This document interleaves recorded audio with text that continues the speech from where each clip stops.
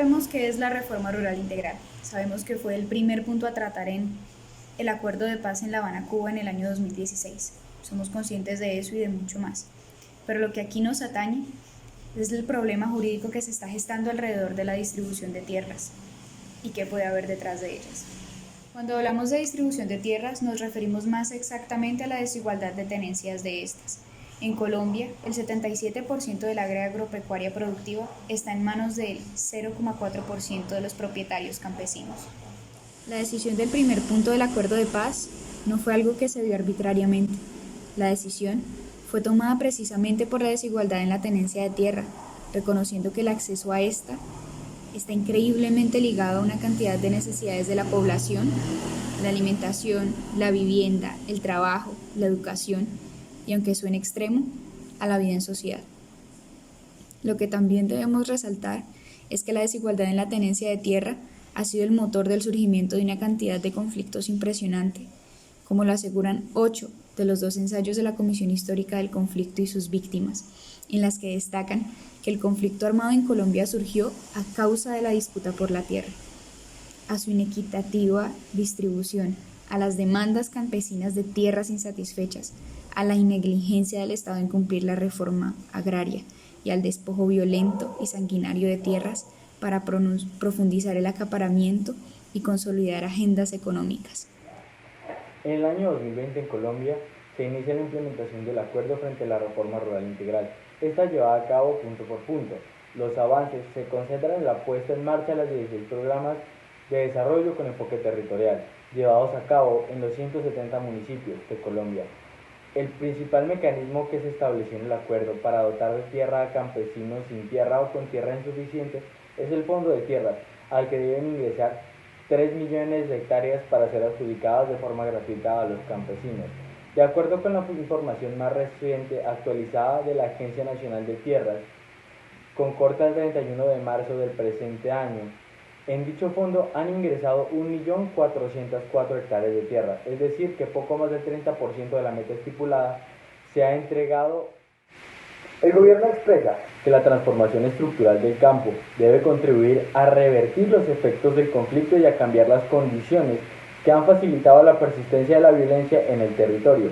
Es de tal importancia este punto dentro del acuerdo de paz que de los 129 billones que se estima cuesta la implementación de todo lo pactado, 110 billones están destinados solo a la reforma rural integral, es decir, 85% del costo del acuerdo.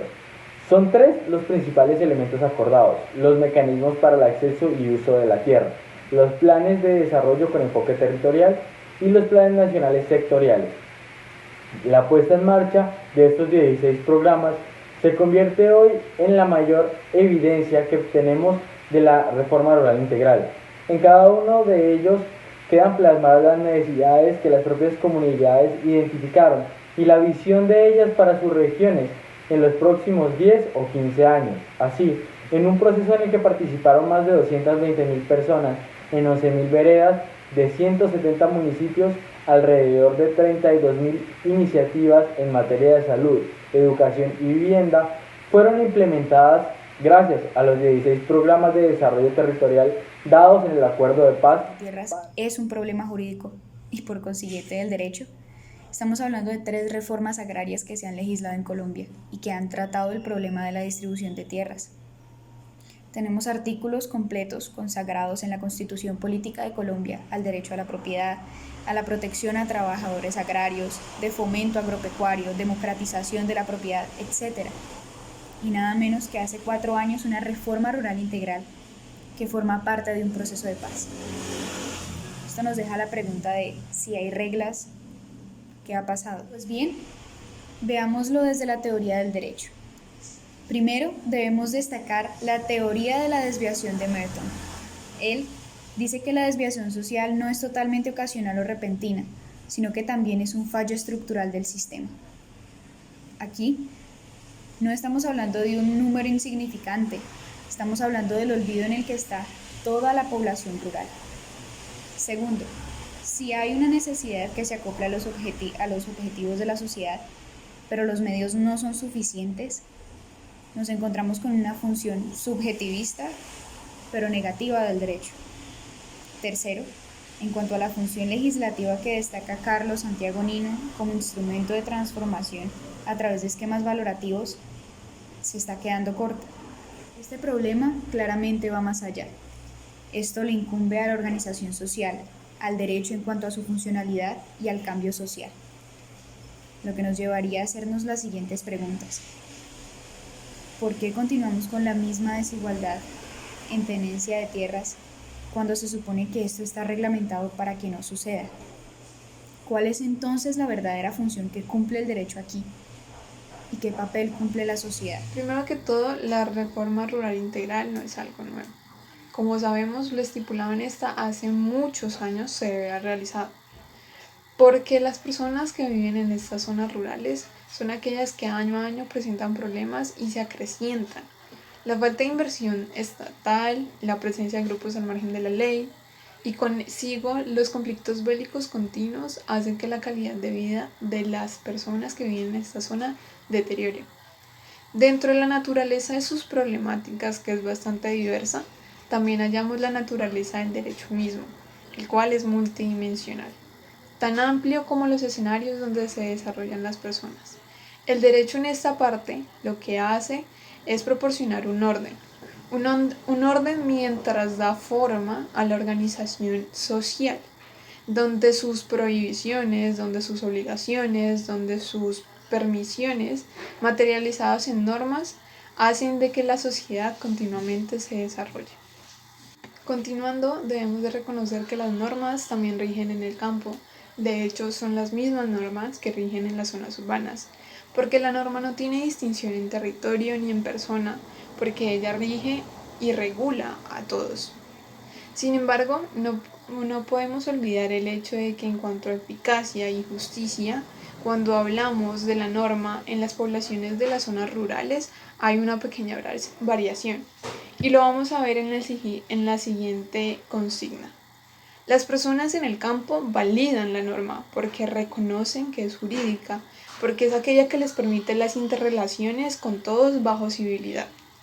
En cuanto a la eficacia, ya la cosa va cambiando, porque es que solamente necesitamos el testimonio de una persona que ha sido víctima del conflicto armado para ver cómo ésta, desde cosas tan básicas como su cosecha que no es bien remunerada, desde que se manifiesta de que sus hijos no van a la escuela, desde que manifiesta que el proceso que tiene para acceder a la salud es bastante arduo, desde que reconoce ante la ley el hecho de haber sido tal vez desplazado de su territorio, de no tener un hogar establecido en este momento y tal vez tener que enfrentarse a una realidad urbana que no conoce y que tampoco ella se desarrolla de la mejor manera porque es una persona que ha nacido y se ha desarrollado en el campo y ha ejercido y ha laborado en el campo, pues sabemos que es bastante complejo ese impacto en ese cambio de zona rural a zona urbana. Por ende, la eficacia de la norma que va a ver esa persona va a ser bastante subjetivo y vamos a ver que la persona va a ver la norma como algo que ella debe cumplir pero que a ella no se le cumple. En cuanto a la justicia, pues es bastante coherente la respuesta.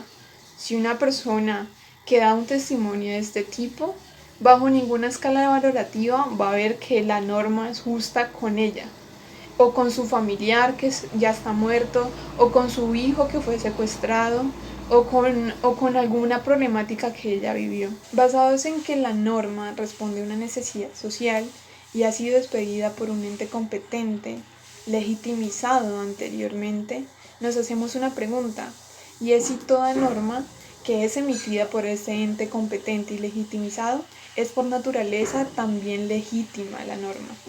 La respuesta, y vamos a hacer uso de Nino, es que no. Para que una norma sea legitimizada es necesario que ésta responda a la necesidad social por la cual fue emanada.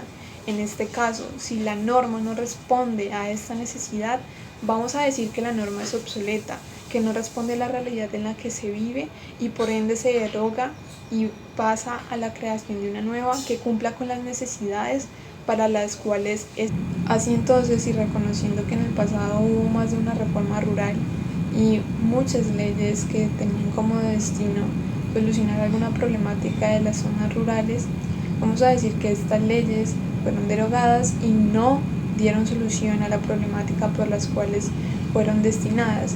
Así entonces se pasa a la reforma rural integral en el acuerdo de paz como primer punto, como el mejor método para la solución de estas problemáticas.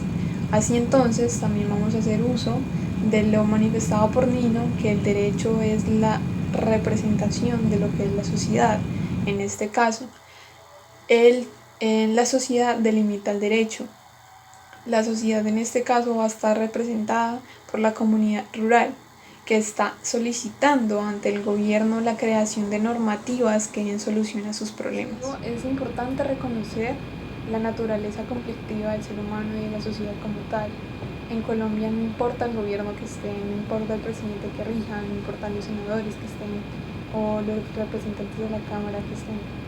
Siempre va a haber una contraposición frente a lo que se considera autoridad, siempre va a haber alguien en contra de. Y ahí se halla la naturaleza conflictiva del humano como tal. Sin embargo, también vamos a reconocer lo que nos decía Nino, y era que en medio de esa naturaleza conflictiva, el humano necesita paz, necesita armonía, necesita un medio idóneo para desarrollarse. Así entonces, se considera que la norma es el mejor método para mejorar esas relaciones con las personas que nos rodean, para generar un escenario un poco más viable, un escenario en donde el conflicto no sea tan inminente, donde no sea algo constante, sino buscar un medio un poco más armónico. También vamos a recurrir a Durkheim, a Parson y a Merton, los cuales también creían en esa estabilidad y en esa armonía en medio del caos. Sin embargo, vamos a hacer uso un poco más de Merton, el cual consideraba la evolución del sistema. Y es que ante la ineficacia de la norma, ante la representación del sistema como algo inviable, es necesaria la evolución del sistema. Y eso lo vamos a ejemplificar en la cuestión de que todas las leyes anteriores que supuestamente respondían a las necesidades de los conflictos de las zonas rurales, pues básicamente no dieron resultados y necesitaron de una evolución para presentar los resultados del día de hoy y para los que se consideran pueden llegar a solucionar más.